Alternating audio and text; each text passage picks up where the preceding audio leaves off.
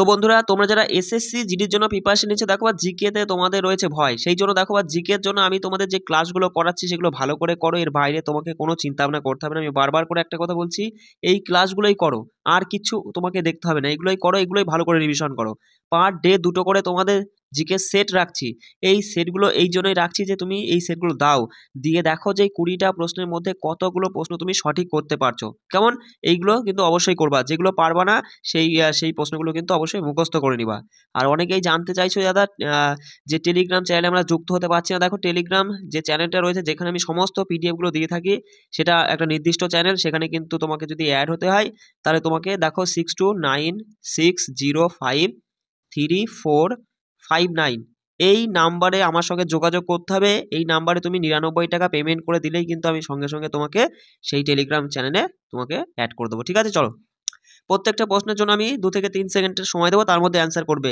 প্রথম প্রশ্ন বলছে, নিম্নলিখিত কোন ঋতুর একটি চারিত্রিক বৈশিষ্ট্য লু? বলো লু।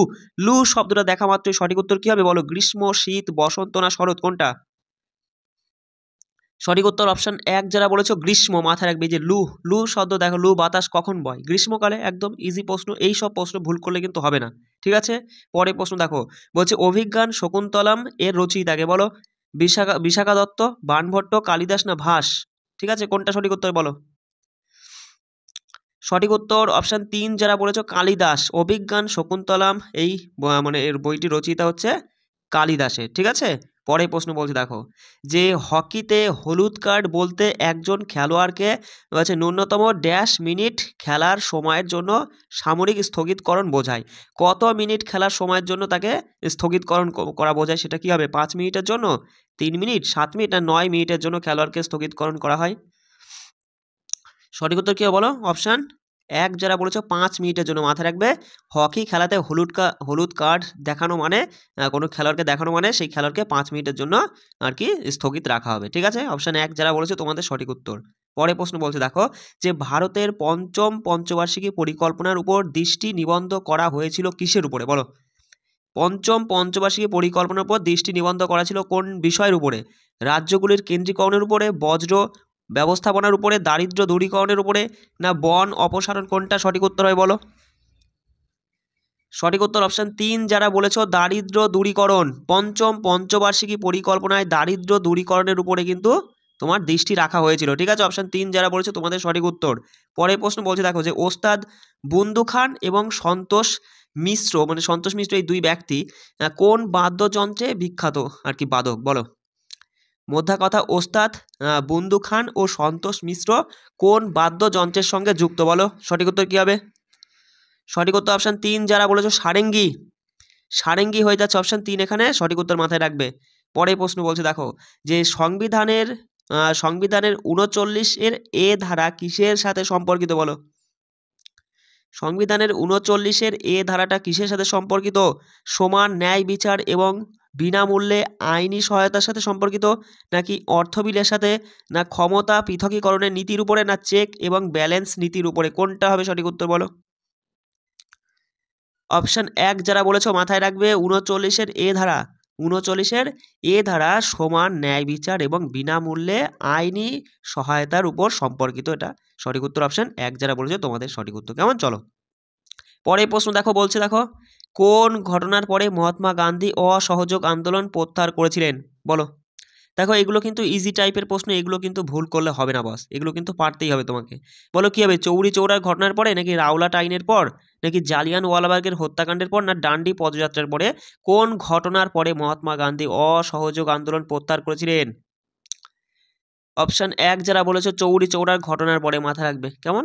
পরে প্রশ্ন দেখো, বলছে দেখো, যে উগাদি উগাদি উৎসব প্রতি বছর কোন হিন্দু মাসের প্রথম দিনে পালিত হয়? বলো, বলো সঠিক উত্তর কি হবে? উগাদি উৎসব চৈত্র মাস, আষাঢ়, জ্যৈষ্ঠ না কার্তিক? কোন মাসের প্রথম দিনে পালিত হয় উগাদি উৎসব? উগাদি হচ্ছে নববর্ষের উৎসব, জানোই তো, তাই না? তাহলে পরে বলতে পারবা কি হবে? চৈত্র। অপশন 1 যারা বলেছো তোমাদের সঠিক উত্তর হয়ে যাচ্ছে। পরে প্রশ্ন দেখো, বলছে দেখো, যে অর্থনীতিতে দীর্ঘকাল ধরে খুব কম বা কোনো প্রবৃদ্ধি নেই তাকে কি বলা হয়? বলো, বলো, যে অর্থনীতিতে দীর্ঘকাল ধরে খুব কম বা কোনো প্রবৃদ্ধি নেই তাকে কি বলা হয়? স্থবিরতা, মন্দা, নাকি নিশ্চলতা স্ফীতি, না মুদ্রাস্ফীতি, কোনটা হবে? সঠিক উত্তর অপশান 1 স্থবিরতা, মাথায় রাখবে। যে অর্থনীতিতে দীর্ঘকাল ধরে কোনো মানে খুব কম বা কোনো প্রবৃদ্ধি নেই তাকে স্থবিরতা বলা হয়। অপশান 1 এখানে সঠিক উত্তর। পরে প্রশ্ন দেখো, বলছে দেখো ইলিয়াস খান লখনৌতে সঙ্গীত শিল্পীদের একটি পরিবারে জন্মগ্রহণ করেন। তিনি ড্যাশ বাজানোর জন্য বিখ্যাত। মোদ্দা কথা, ইলিয়াস খান কোন বাদ্যযন্ত্রের সঙ্গে যুক্ত বলো? তবলা, সেতার, বীণা না মৃদঙ্গম, কোনটা হবে সঠিক উত্তর? সঠিক উত্তর কি হবে বলো? সেতার। অপশান 2 যারা বলেছো তোমাদের সঠিক উত্তর হয়ে যাচ্ছে। পরে প্রশ্ন দেখো, বলছে দেখো যে 2024 সালের জানুয়ারিতে 16তম অর্থ কমিশনের চেয়ারম্যান হিসেবে কাকে নিযুক্ত করা হয়েছে বলো? বলো কি হবে? অমিতাভ কান্ত হবে, না রাজীব কুমার, অরবিন্দ সুব্রামণিয়ান, নাকি ডক্টর অরবিন্দ পানাগড়িয়া, কোনটা সঠিক উত্তর বলো?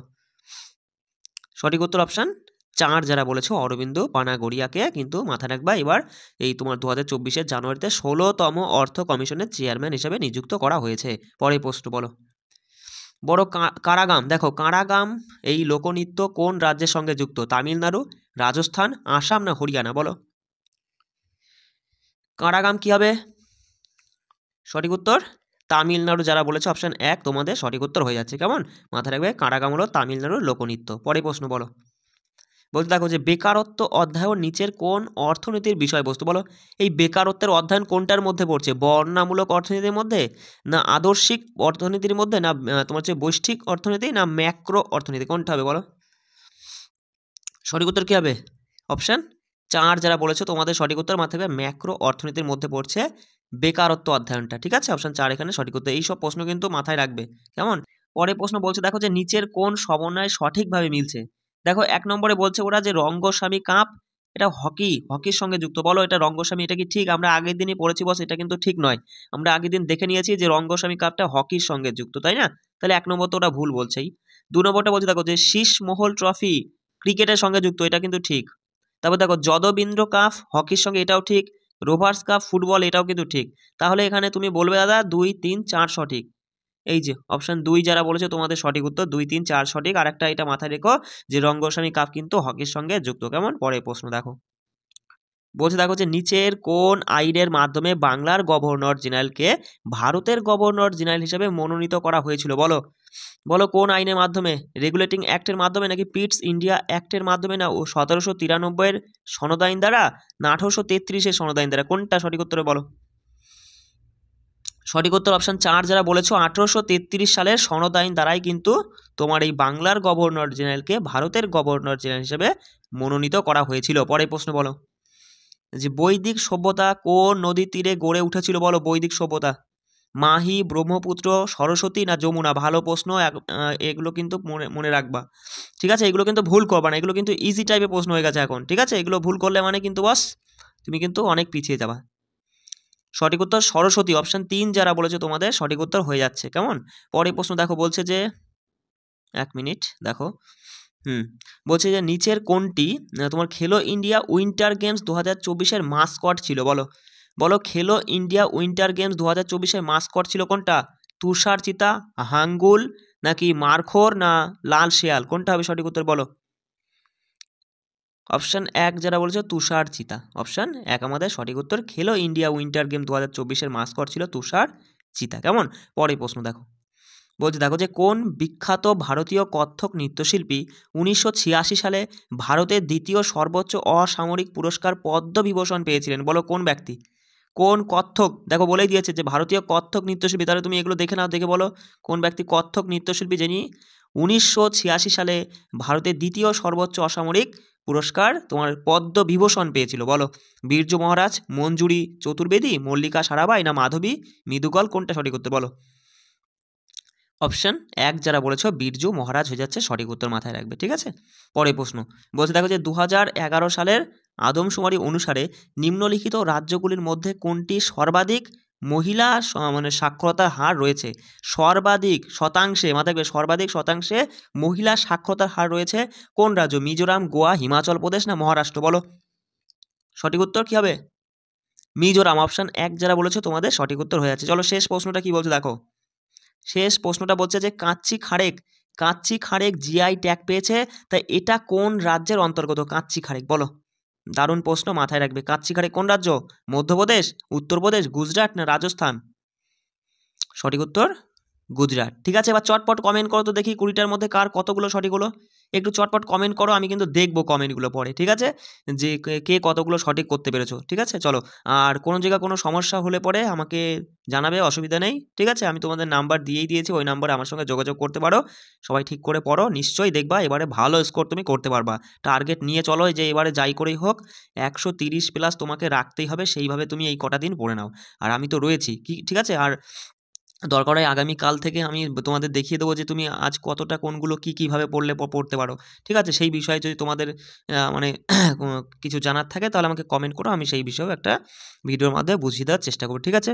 রাখছি, সবাই ভালো করে পড়ো, জয় হিন্দ।